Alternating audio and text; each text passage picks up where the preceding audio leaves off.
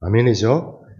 자, 어느덧 2025년도의 52번째 주일, 마지막 주일이 되었습니다.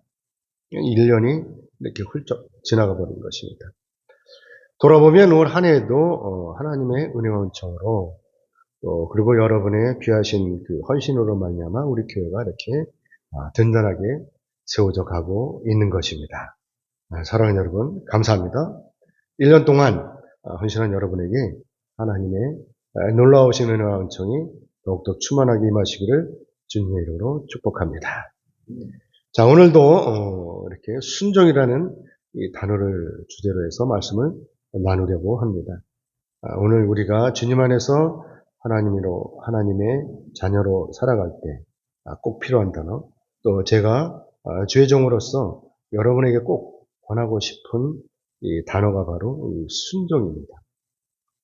그래서 2025년 올 한 해를 마무리하면서 이 순종이라는 이 주제를 가지고 여러분과 말씀을 나누려고 하는데, 여러분도 아시다시피 아기 예수님께서 이 세상에 태어나신 것, 이 사건은 우리 인류에게는요 놀라운 축복이 아닐 수가 없습니다.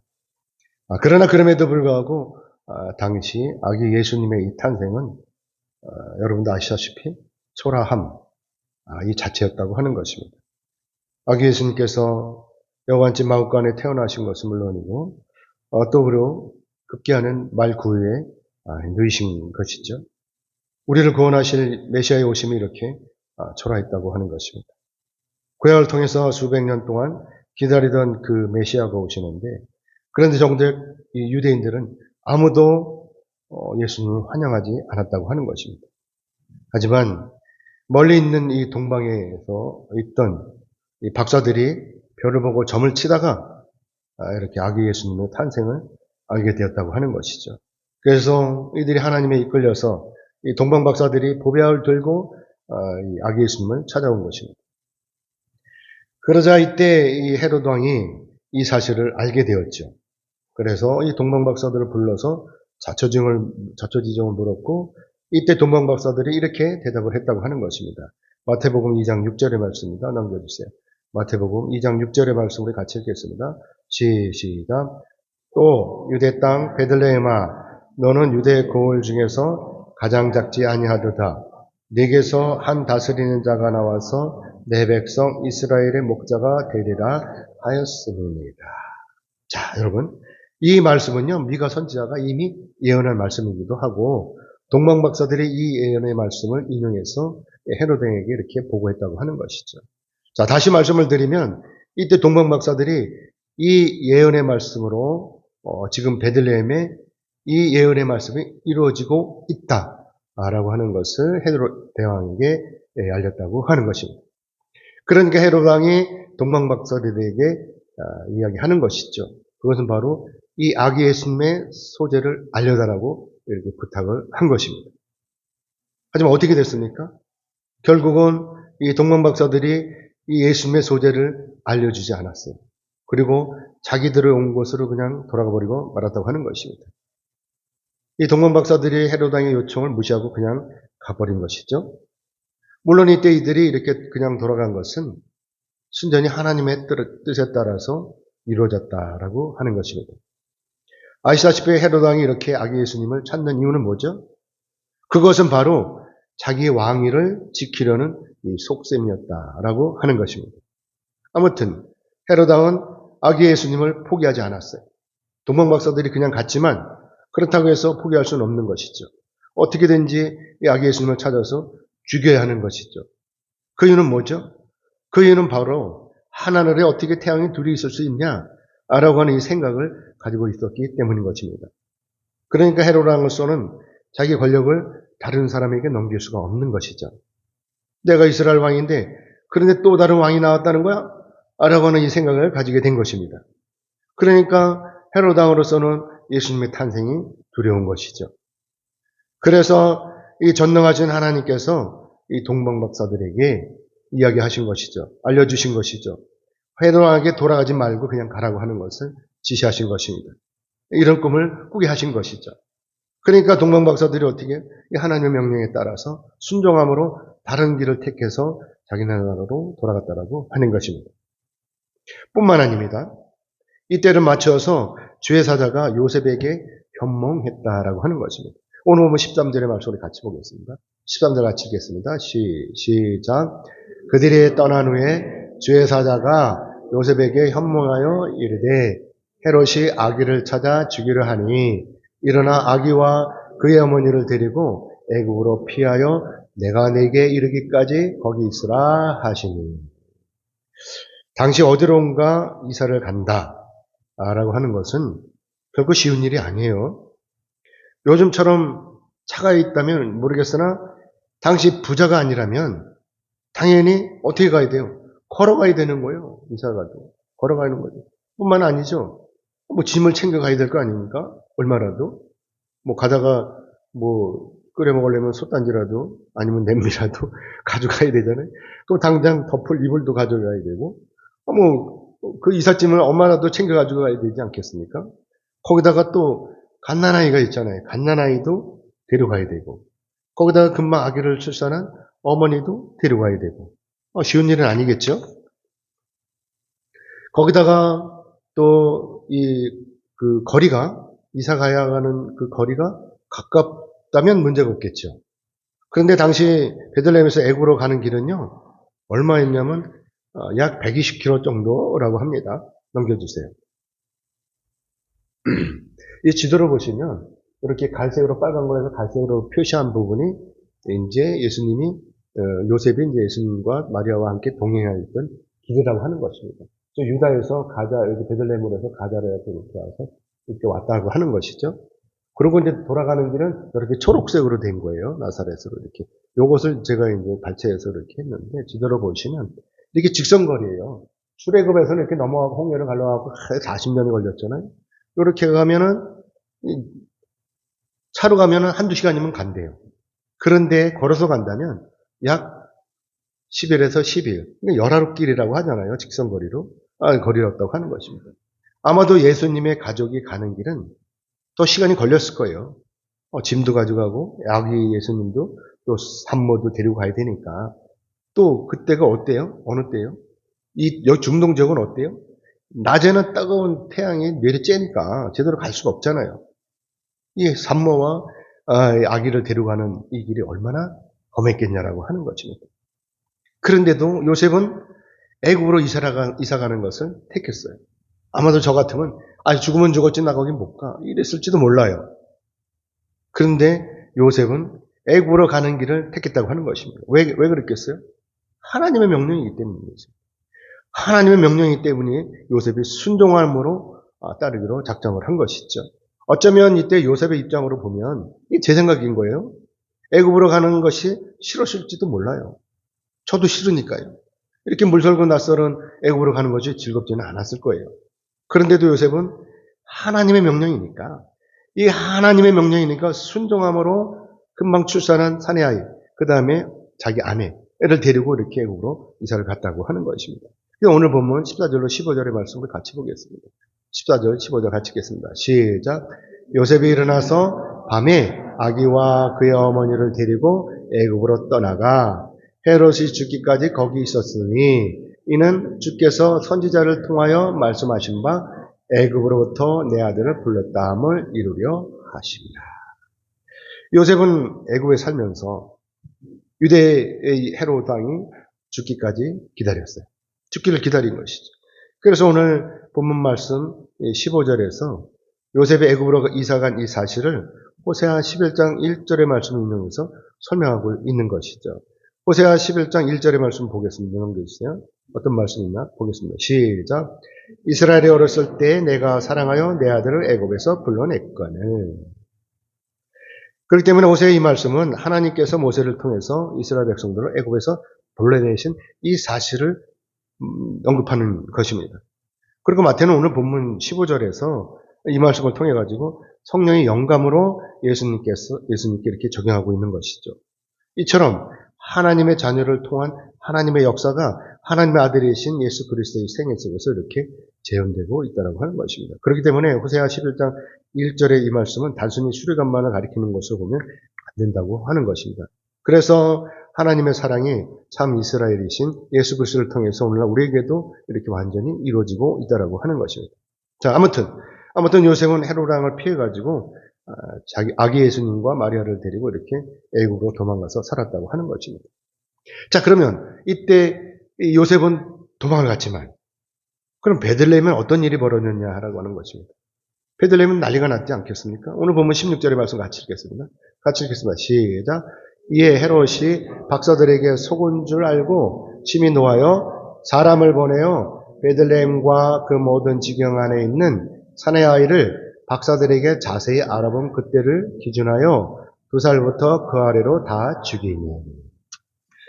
여기서 헤롯 왕이 속은 줄 알고 라고 하는 이 속다라고 하는 이 단어, 이 말은 헬라어로 에네파이크입니다. 에네파이크. 이 에네파이크의 의미가 단순히 속다라고 하는 이 뜻 이상의 의미로 희롱하다라고 하는 이 강렬한 뉘앙스를 가지고 있다라고 하는 것입니다. 이 속다라고 하면 희롱했다라고 받아들였다고 하는 것이죠. 그러니까 당시에 헤롯 왕이 동방박사들을 불러가지고 대접을 융숭하게 하지 않았겠습니까? 비밀을 알아대니까 이렇게 융성하게 대접을 하고 유대의 왕으로 태어나신 아기 예수님의 소재를 알려달라고 부탁을 한 거예요. 그런데도 불구하고 동방박사들이 이 헤롯 왕의 부탁을 무시하고 그냥 가버린 거잖아요. 그렇죠? 그러니까 헤롯 왕으로서는 이 사실을 용납할 수가 없는 거예요. 이 헤롯 왕이 교활하게 음모를 꾸며가지고 이렇게 이야기를 했는데 이것을 동방박사들이 깨뚫어 보고 이렇게 몰래 달아나니까 이 헤롯 왕으로서는 자기를 가만히 앉아서 기다리게 했다고 하는 거잖아요. 그렇죠? 분명히 올 것이라고 기다렸는데 안 오고 몰래 달아나니까 헤롯 왕의 마음이 어떻겠어요? 화가 나는 거예요. 자기가 희롱당했다고 생각하는 것이죠. 그러니까 자존심이 구겨지지 않겠어요? 화가 나는 거예요. 그렇다고 멀리 도망가버린 동방박사를 다시 찾아올 수는 없잖아요. 그러니까 화가 나니까 헤롯 왕이 이때 부하들에게 내린 명령이 뭐죠? 그것은 바로 베들레헴 인근 근처에 있는 모든 사내 아이들을 다 죽이라고 하는 것입니다. 물론 이때 2살 배기 이하의 사내 아이들이죠. 이 2살 배기 이하의 사내 아이들을 다 죽이라고 하는 것입니다. 추정해가지고. 이때 헤롯 왕의 명령은요, 추상 같았어요. 헤롯 왕이 이렇게 사내 아이들을 죽이려고 하는 이유는 간단하죠. 그래서 마태복음 2장 2절의 말씀 보면 유대인 왕으로 나신 이가 어디서 계시냐? 우리가 동방에서 그의 별을 보고 그에게 경배하러 왔노라. 라고 이렇게 동방박사들이 이야기했기 때문에 이 소식을 들었기 때문에 이 헤롯 왕으로서는 동방박사들의 이 말이 청천벽력 같은 거예요. 헤롯 왕으로서는 분명히 자기가 로마로부터 인준받은 이스라엘 왕이잖아요. 그런데 자기도 모르게 이렇게 유대의 왕이 다시 태어났다라고 하는 것은 이 헤롯 왕으로서는 용납할 수 없는 사실인 것입니다. 그래서 헤롯 왕의 입장으로서는 당연히 이 아기 예수님을 죽여야 하는 거예요. 그래서 아기 예수님이 어디 있는지를 모르니까 어림 잡아서 이때 태어난 사내 아이들을 이렇게 다 싹 다 죽였다라고 하는 것입니다. 정작 예수님께서는 이미 애굽으로 피신하셨음에도 불구하고 이것을 알지 못하는 헤롯 왕으로서는 엉뚱한 아기들만 이렇게 학살했다고 하는 것이죠.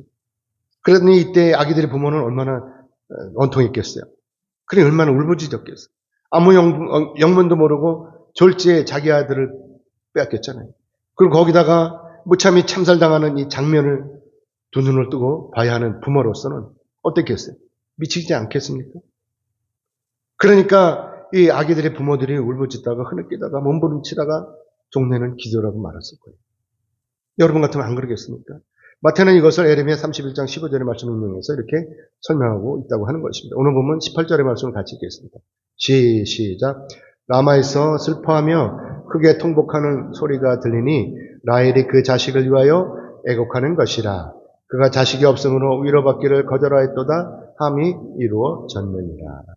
어찌 보면 예언의 이 말씀, 에레미야의 예언의 이 말씀이 엉뚱한 것 같기도 하지만은 사실은 예언의 이 시기를 고려해 볼 때 이 예언의 말씀은 주전 586년 멸망한 이 유다와 베냐민의 사람들이 포로로 잡혀가는 이 장면을 묘사한 것이죠. 아시다시피 라헬은요, 야곱의 아내이면서 또 요셉과 베냐민의 모친이라고 하는 것입니다.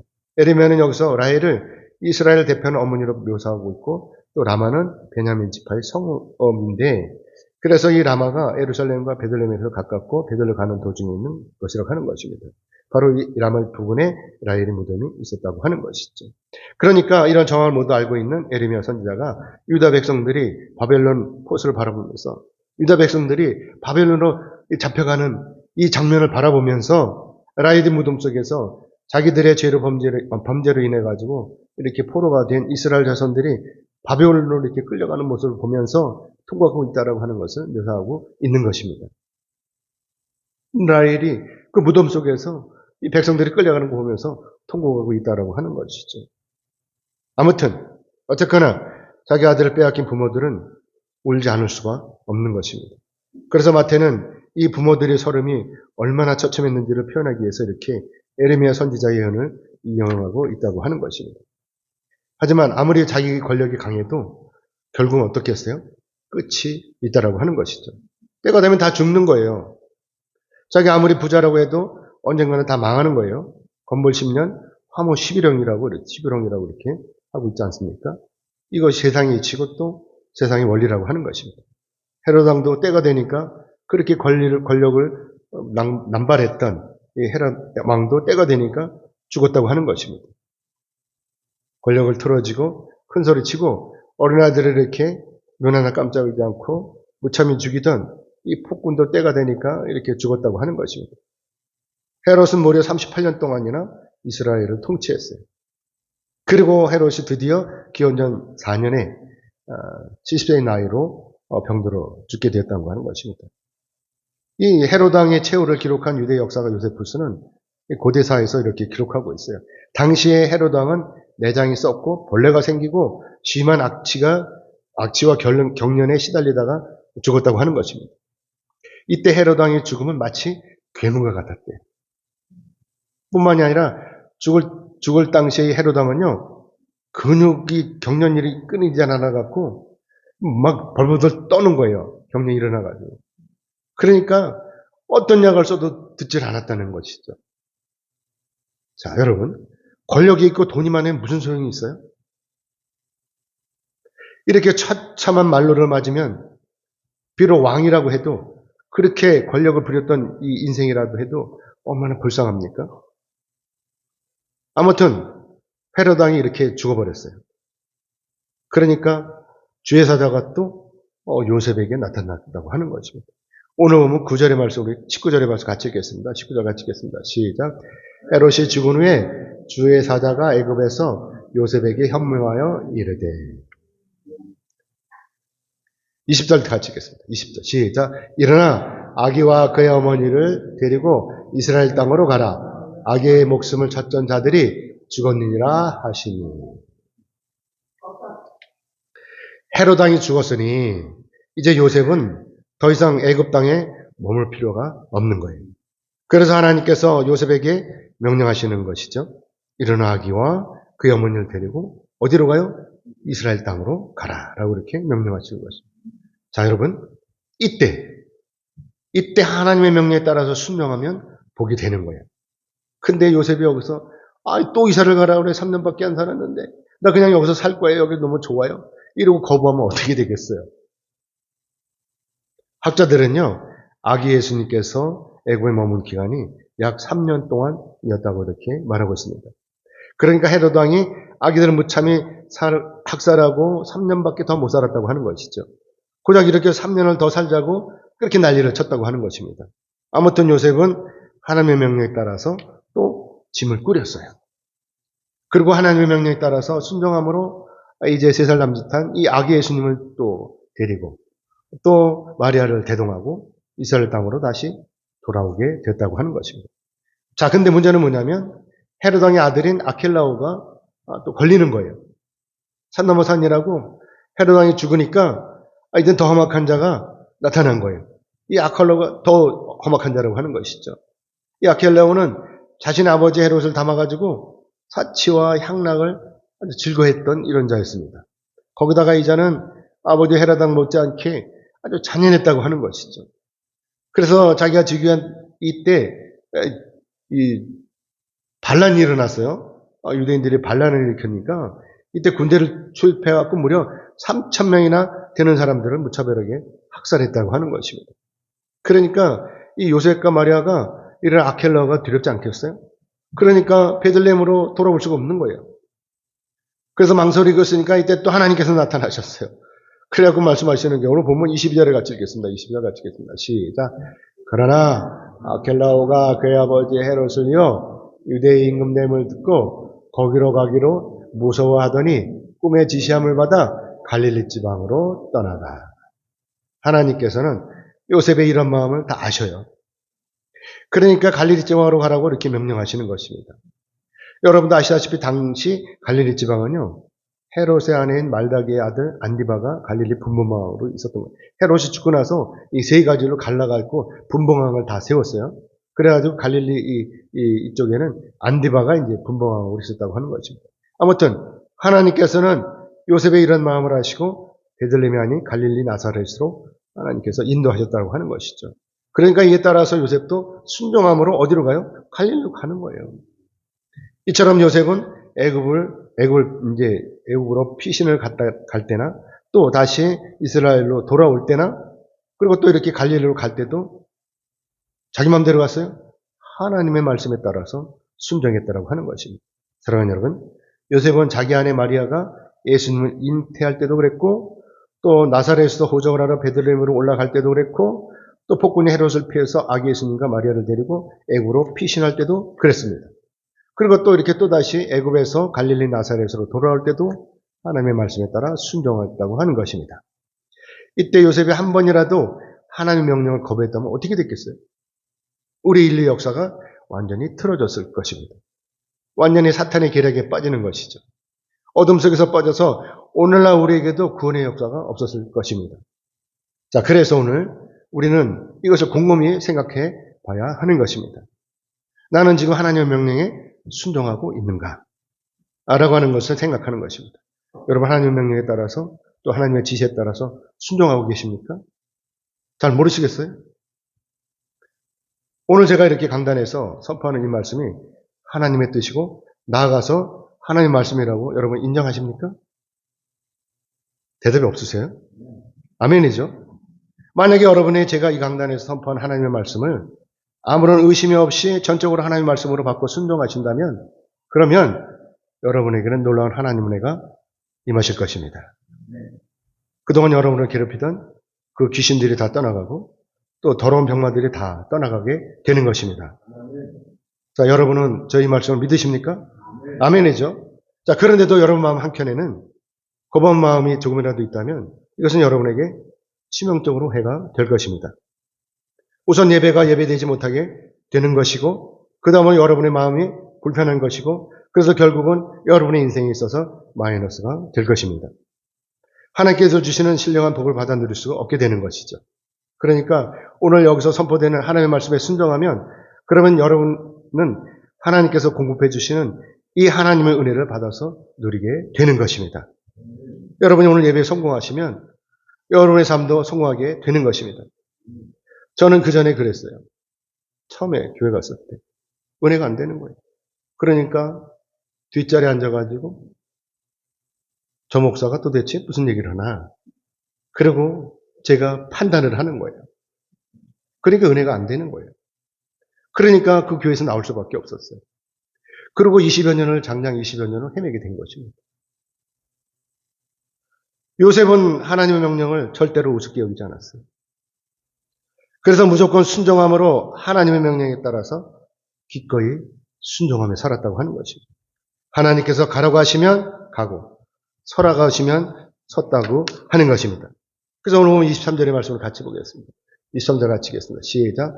나사렛이란 동네에 가서 사니 이는 선지자로 하신 말씀에 나사렛 사람이라 칭하리라 하심을 이루려 함이로라. 아멘. 나사렛은 갈릴리의 한 성읍이에요. 그래서 예루살렘에서 북쪽으로 약 90km 떨어진 곳입니다. 그리고 이 나사렛은 비옥하지도 못한 모래 땅이었어요. 그리고 동네마저도 모두 산들로 이루어져서 경제적으로 아주 빈약한 그런 성읍이었습니다. 그러니까 갈릴리 사람들조차도 경멸하던 곳이 바로 이 나사렛인 것입니다. 그래서 예수님께서도 나사렛 예수라고 하는 이 놀림을 받으면서 성장을 한 곳인 것이죠. 그래서 그리스도인들이 나사렛 이단이라고 이렇게 취급을 받았다고 하는 것입니다. 그러니까 예수를 믿겠어요?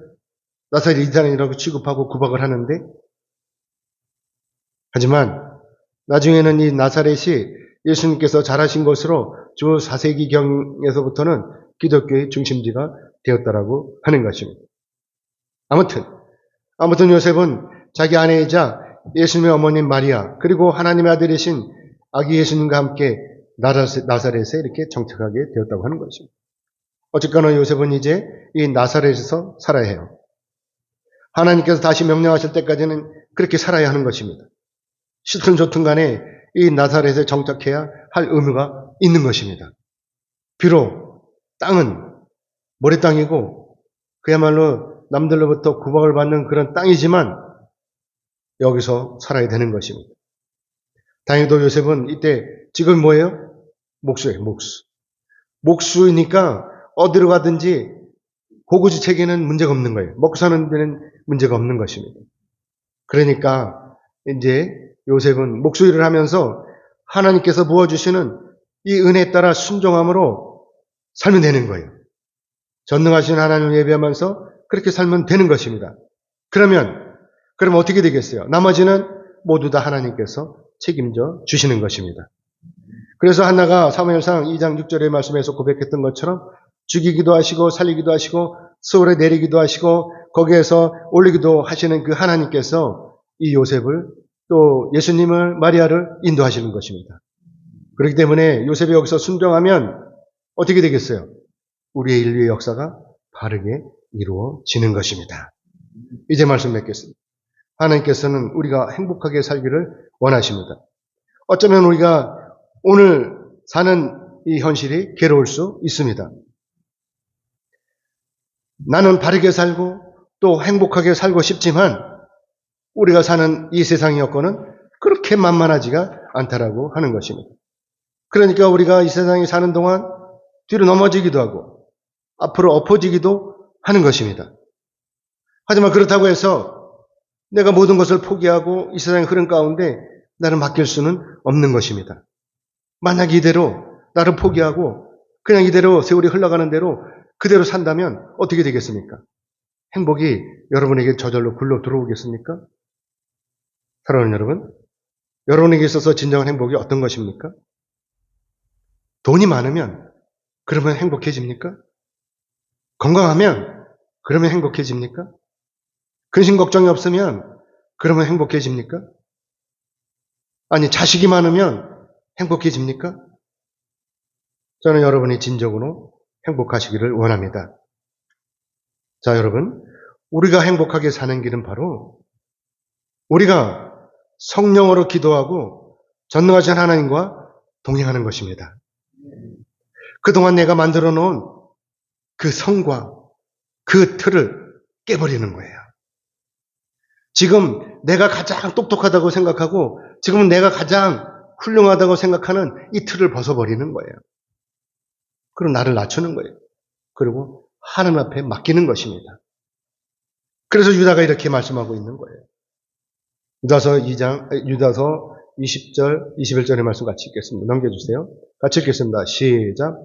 사랑하는 자들아, 너희는 너희 지극히 거룩한 믿음 위에 자신을 세우며 성령으로 기도하며 하나님의 사랑 안에서 자신을 지키며 영생에 이르도록 우리 주 예수 그리스도의 긍휼을 기다리라. 아멘. 기다려야 되는 거예요. 누구를요? 예수님의 긍휼을 기다려야 되는 거예요. 이게 바로 순종하는 삶이라고 하는 것입니다. 그래서 우리가 성령으로 기도하면 예수님의 긍휼에 따라서 전능하신 하나님과 동행하게 되는 것입니다. 그러면 우리가 행복해지는 거예요. 여러분이 행복해지는 것입니다. 그러면 어떻게 되겠어요? 그동안 여러분의 얼굴에 드리웠던 이 어둠의 그림자가 모두 사라지게 되는 것입니다. 아멘. 그러므로 바라옵기는 여러분 모두는 순종하심으로 하나님과 동행하시고 날마다 행복한 삶을 누리시기를 주님의 이름으로 축복합니다. 아멘. 기도하겠습니다.